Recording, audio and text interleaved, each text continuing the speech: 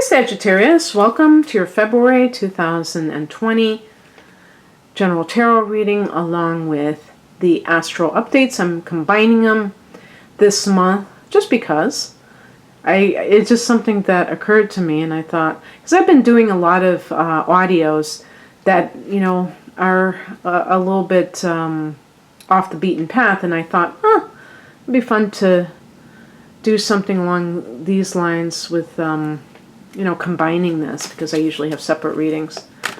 And so I'm going to, as I shuffle these cards, I'm going to say a few things. I'm going to go back and forth. So the month begins with the sun in Aquarius, and Aquarius forms a friendly angle called a sextile with Sag, 60 degrees, and that's the third house.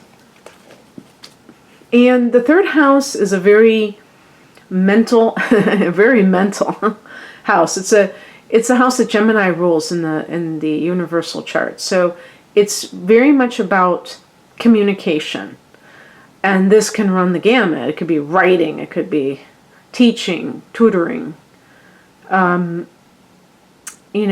media, and also the third house are your siblings.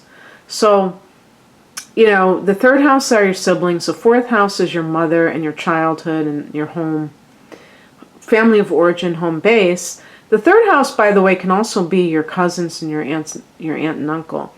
So there may be some reason why this is going to usher in a new period of kind of communicating with these people. And it's not particularly unusual, because we're talking about inner planets here that normally are, the sun is going to be in Aquarius no matter what year it is, as the month begins, as the month of February begins. But, other things may go along with that to support increased activity.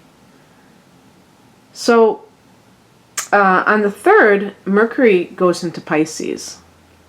Pisces is the fourth house of home and family. So that means that you've had Mercury not only in that third house, but then going into the fourth house. So you might be communicating with family members about some particular issue. And this is going to be the house, the fourth house, where you see a retrograde. And that means that things will be reviewed. Mercury is going to dip back into a late degree of Aquarius, so that will be going back into your third house. So that could bring more discussion with siblings, and maybe it has something to do with the mother. There might be some particular issue that you need to sort out, and if you've had any kind of if you have any kind of misunderstanding with your mother, you may go back to your siblings to kind of plead your case so that you can get it all taken care of. And so Venus goes into Aries on the 7th, which is nice because Aries is a fellow fire sign. That's always nice. And this is in the 5th house. This is the 5th house of romance, the beginning stages of love. Also art, big one. I mean, I'm a Sagittarian too, and I'm thinking about what's going on with me and, what I'm planning, and these kinds of things matter to me. Some of you may also have similar resonance with this at this time. So this can, Venus can bring money with her. So it could even be making some kind of profit off of your art. And this may be like something new for you, where you've never sold a painting or you've never sold an ebook, and now all of a sudden it's starting up. Obviously, it goes without saying that this could be a romantic situation that develops. So now I'm going to pick the cards. It's kind of like a little awkward, but I started going off so much I wanted to...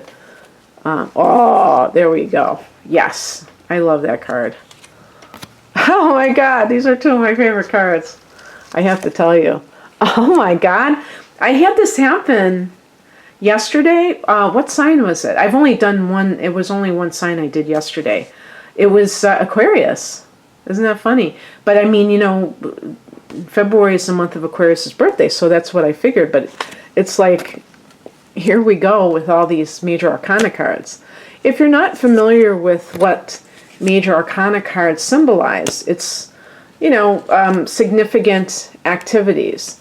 In other words, the minor arcana can be like day-to-day kind of things that are not really that big of a deal.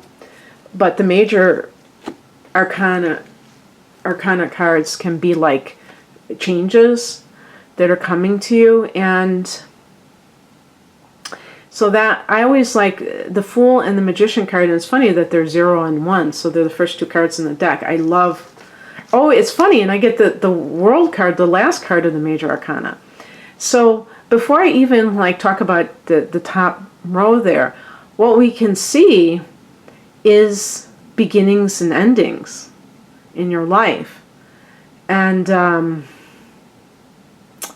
I mean, let's see. Well, one thing I just want to say really briefly is the full moon, because that's why I usually think of endings, will be at 20 degrees of Leo on the 9th of February. So this is going to be in that that's going to be in the 9th. No, is it going to be? I'm like, uh-oh, I hope I didn't get it wrong. No, it'll be in the 9th house. And I think that, sometimes, full moons can bring some sort of revelation, realization about whatever area it's falling in. In this case, it will be the house of Sagittarius, the 9th house, which has to do with your abstract knowledge, the higher mind. On a mundane level, this could be somebody's graduation. The World card can connect with that as well. And yes, people they can graduate in February, or maybe it was in January, but you get the diploma in February. But it's like the ending of that era where you were, that it meant something to you, that it was a period of time that you experienced a lot of change. Or just, ending a way of thinking, that a philosophical construct that no longer works for you. And that means you're forming a different one. Okay, so let's talk about it specifically. Let's go from the beginning. We have the Fool card. The Fool card, this is the overall theme for February. So that's absolutely new beginnings. The person who is embarking upon a new journey. And the Fool, I think Sag really can resonate with this because we do rule that area of journeys. Now, when I was talking about the 3rd house, these are short journeys. And so Pisces, what was the sign? There was the sun is in that house. And these are short journeys. But then you have the full moon in the area of long distance journeys, the 9th house. And if you're somebody who has been traveling overseas, teaching overseas, studying abroad, and maybe that's beginning for you or ending, because the full moon, that could be an ending. But the point is that you're starting a new chapter in your life. And it's all about not bringing baggage with you.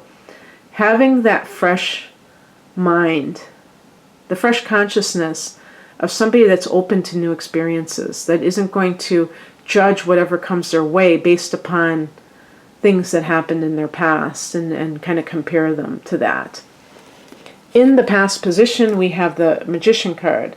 So Just in reading comments, not only on my channel, but other astrologers, the comments that people leave for Sagittarius, a lot of, this is a magician, obviously, a lot of Sages, or a noticeable number, weren't so happy with the transit of Jupiter in Sag, and may have felt disappointed, let down that it didn't live up to the hype.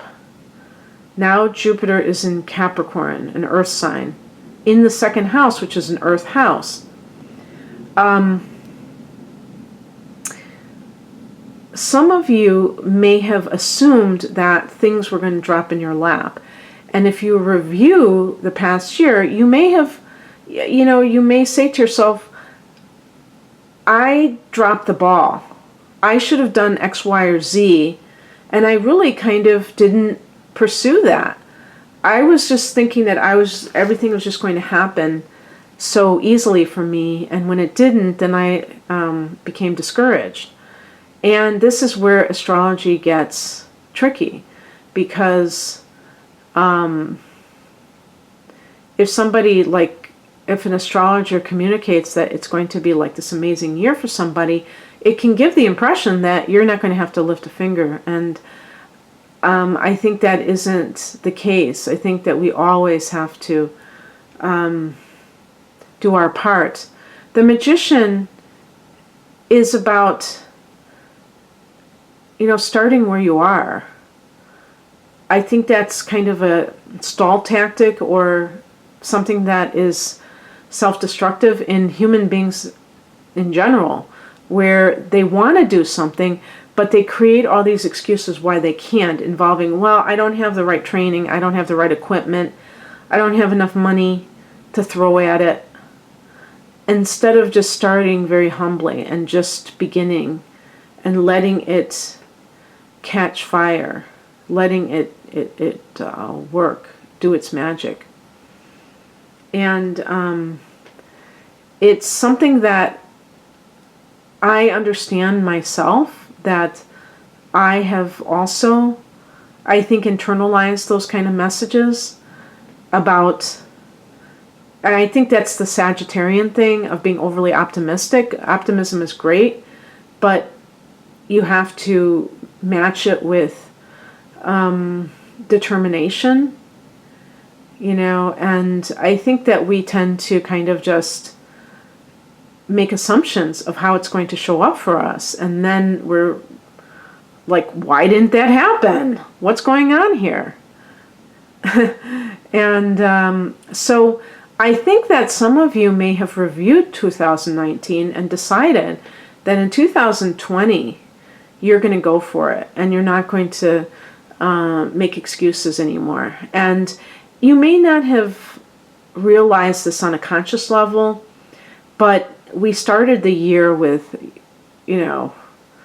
a coming off of a solar eclipse in the second house, which is personal resources. And I think that was a very positive one, being in conjunction with Jupiter. So we kind of were buoyed into 2020 with that. And then we have this lunar eclipse that just happened for us in Cancer. And Cancer is the house of Scorpio. I mean, that's where our Cancer is the 8th house. And it was really a lot of purging. And now that I really think about it, because it's been pretty intense. I don't know about that exact day, but in the aftermath of it, I've been kind of like, whoa, and just, I don't, if you've experienced something similar, and you care to share about it, do so below, because I am curious if other people, other Sages, and I'm a Sagittarian sun specifically, have felt that sense of, intensity, challenging emotions coming to the surface, to be looked at, not to be run away from, but it not being that easy. I think Sagittarians, we love to be, puppy dogs, and we want everything to be, we want to be bright and sparkly all the time, but sometimes we're like anyone else. We get in a bad mood. We're a little bit feeling a little bit sensitive and exposed for the shadow coming up to the surface. But it's all good. I love those cards. The higher message is the World card. This is suggesting, kind of endings. I definitely think, the next eclipse is going to be in Sagittarius, the first one in Sag. So it's going to be at 15 degrees of Sagittarius in June. So we're going to experience these hits to our Sag for the next couple of years, 18 months or so. So we have to be willing to let go. I think the Fool and the Magician, I'm so happy that I drew those two cards, because the Magician is empowered. The Magician is self-reliant. That's what I meant to say. And it's not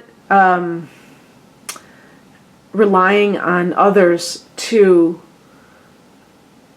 hold your hand at this time.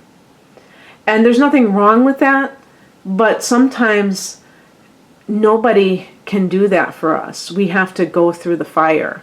We're fire signs. Sometimes we have to go through the fire. That can really happen. And it's all good. It's not anything to fear. I think Sagittarius can deal with these changes a lot better than most people, because we're mutable signs. We adapt, and we are able to accept that something is over. The World card can be also graduation from something. It can also be travel, long distance travel. So along with that full moon in the 9th house, maybe that's the plans coming through, that you are going to be traveling, or you could be coming back. But because I'm getting this World card for February, I wonder if it's more like you're going to get the news that everything is set up for you to go. What crosses you is the Queen of Cups. This is connected to Cancer, so this could be a Cancer person who is not in alignment with your best interests.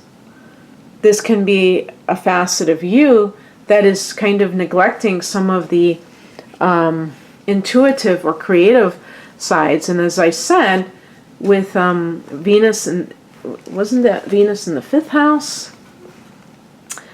With Venus in the 5th house, don't overlook your creative needs at this time more than most, but definitely. It's interesting that Chiron is in Aries, and so that means that Chiron is transiting the 5th house, and I think that people who have been suffering with love, this is the chance to heal during the next 7 years. And maybe you meet that person during this time frame of the next few weeks that fits that bill. But again, with Queen of Cups in reverse, you have to make sure that you are really observing your surroundings, Sag. You're so into the bigger picture, you might miss the forest for the trees. Or I always think it should be the trees for the forest. Because this person may come into your life, but perhaps you're not really paying attention to the fact that they could be a potential love partner. And here's a card that's also connected to love, the 10 of Cups coming in. This is the card of marriage, a celebration, family harmony, maybe restored. This can, anything that has given you a sense of I'm getting the word closure. I've been avoiding saying it, but that might be what it is. The 10 is the end of a chapter, and perhaps it's a chapter in your life that's what the World card, it's the pot at the end of the rainbow. So it's not like something that is anticlimactic. It's actually, saying to you, this is almost like this is your reward for all that you've had to go through. And now you can enjoy it. And maybe in some cases you were not believing in whatever it is. Like for instance, if the Fool card is you like opening yourself up to love again, you may have, secretly thought that you were just not meant to experience love in this lifetime. And now, again, with Venus transing the 5th house and Chiron being there, that sense of healing from some disappointment. Also, to me, with the Fool card, you could be starting a business and doing it all by yourself with the Magician. And it's kind of like an end of an era, the World card, maybe you're ending this job that you thought you were going to be at for the rest of your life, and you just realize that you need to do something different with yourself. So, the Outcome card is the Queen of Wands. This is a card that is associated with the, if you're a woman and like a working mother, a supervisor type of a position. So maybe something along those lines for certain people that you are now. But you know what I think though? Yeah, it could be a supervisor, but I think it's more a sense of confidence. This is fire energy. The Magician is Aries energy. And fire energy is very independent, and it's very confident, as long as it's not cocky. And I think a lot of people think we are cocky because we exude this sense of our own uniqueness and not really caring what other people think, wanting to do things our own way. And that threatens certain people. The Queen and the King, to me, represent the feminine and masculine versions of the exaltation of not just like maturity in life, like you've learned the lessons and that maturity, but also the sense of autonomy, the sense of power. If we look at it from the food chain perspective, being on top of the food chain, but I'm not talking about its status. I'm just talking about within yourself, that sense of empowerment where you're not dependent on other people to tell you what you need to do. You're the captain of your ship. And so I love to see that. The Queen of Wands is a very warm energy. This is Sag's card. Oh yeah, I ended with Sag.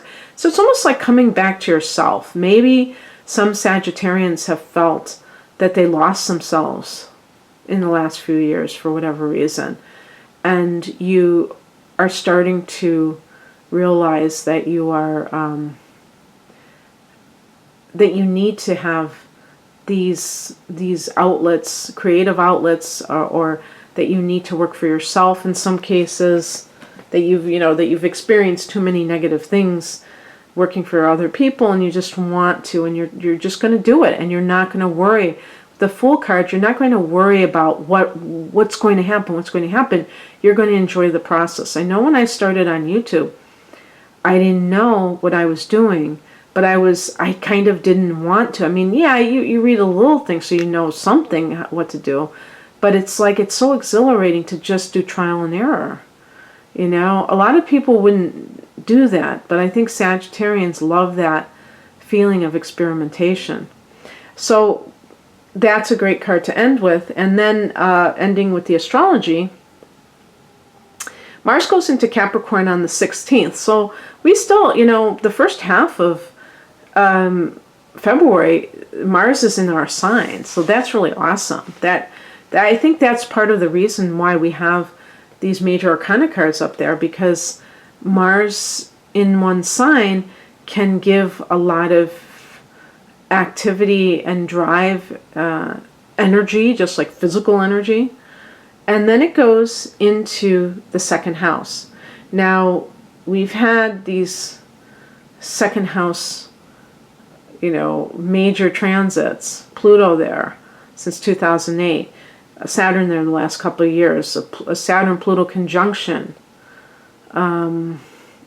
Just something that's about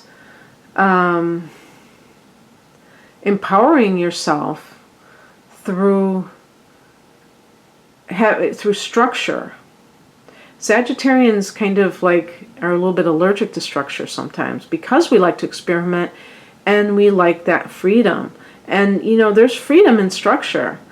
I think that I tend to be feeling that it's too lacking spontaneity to write things down, to plan out the day, and it really isn't, because if you're kind of frittering away your time, you're not going to feel free, especially if you're working a day job and you want to work for yourself and you know that you only have a certain amount of time. Then it's important to create a schedule that can make you fit in things that you want to do. And this can be a period where you're really like hustling to make money for some reason. It might be like a short-term goal, but something is definitely up with that. And you have like a lot of energy at your disposal to do that. If that means taking on a second job, working overtime, whatever. On the same day, on the 16th, Mercury goes retrograde in Pisces in the 4th house of home and family. So if you're buying a house or anything along those lines, be very careful about documents and make sure that you're reading things carefully. On the 23rd, we have a new moon at 4 degrees of Pisces. So some people may be closing on a house, and even like with the World card, maybe it's far away, that you're moving to. And, the Fool card, yes, I'm sure that there are some people, the Fool card could be like, I'm leaving my friends and family, I'm moving to a country, maybe you've never even been there, and it has to do with your job, and you just said yes to it, and you don't care, because you feel empowered. The Magician has made you feel empowered. So this can be the new moon in the 4th house, can be also doing something with your house. Maybe you're remodeling it, or changing things around. It could be as simple as changing around the furniture, but just trying to make it different. And even like, the 4th house can be the past, having a new attitude about that so that it frees you. Because I feel with the Fool card, there's this baggage that is just, that you're like very light. You're traveling light. Okay, that's what I have for you, Sag. I hope that you found this useful. If you would like a private reading, if you want to look at 2020 with your natal chart, because I'm going to tell you, some of these things with me, they're not in my natal chart. This is just looking at it from the solar perspective, unless you're watching this for your rising sign, and I'm not going to get too much into that. But, I just love to do chart analysis, because even more than the predictions, but I include those too, because I think that people don't spend enough time thinking about personal alchemy. They're thinking a lot about what's outside of them and not what's inside, and how to transform themselves. I am a Sagittarian, but my sun is in the 8th house. The 8th house is the house of transformation. So that's why, that's my focus.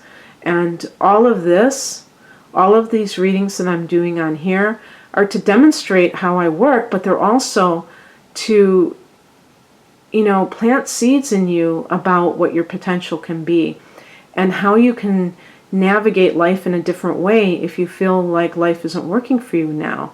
It's so important not to give away our power, because there are a lot of people who say, I know what's best for you. I can, you know, help you. And the Magician card, you know, I'm looking at that Magician card. It really starts and ends with us. And it's scary because it's kind of like, you know, when you believe that someone may hold the answer for you and they're going to wave a magic wand and make your life just perfect, it's kind of fun. But it just, to me, is not how it works. And it's not a quick fix. Nothing to me that's worthwhile in life is a quick fix.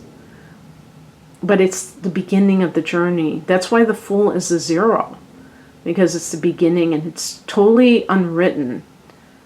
And so anyway, oh, you know, it's very interesting. I just want to say this before I get off here.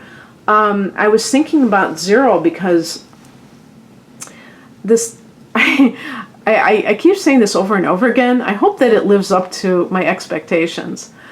You know, us Sages, we tend to be very kind of like excited about things, and sometimes they, you know, live up to what we want, and sometimes they don't. But in the summer, on the summer solstice, which is always such a neat time for me, or I feel like it's a neat time, and if you're down under, it'll be the winter solstice.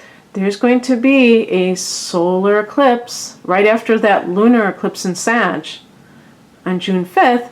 On June 21st, there's going to be a solar eclipse at 0 degrees of Cancer. And this is going to be in our 8th house. Now, this is, you know, me just doing a general type of reading. But 8th house is the house of transformation.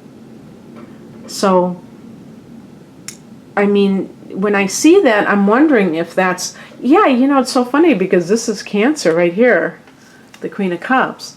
I wonder if that is really when everything begins, gels. You know, when we're like rising, like a phoenix from the ashes. Well, I guess we'll find out. Okay, you guys, take care. Bye.